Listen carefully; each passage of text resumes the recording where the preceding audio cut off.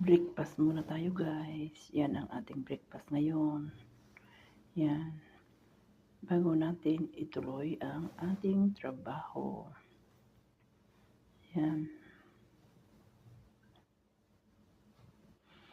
Cheese ang pinalaman ko dyan guys.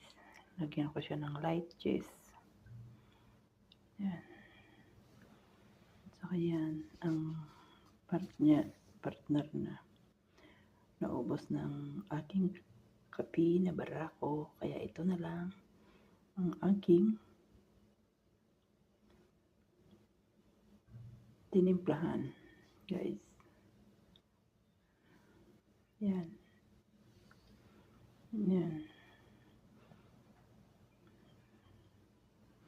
Breakfast muna bago tutuloy ang trabaho para may lakas magtrabaho guys.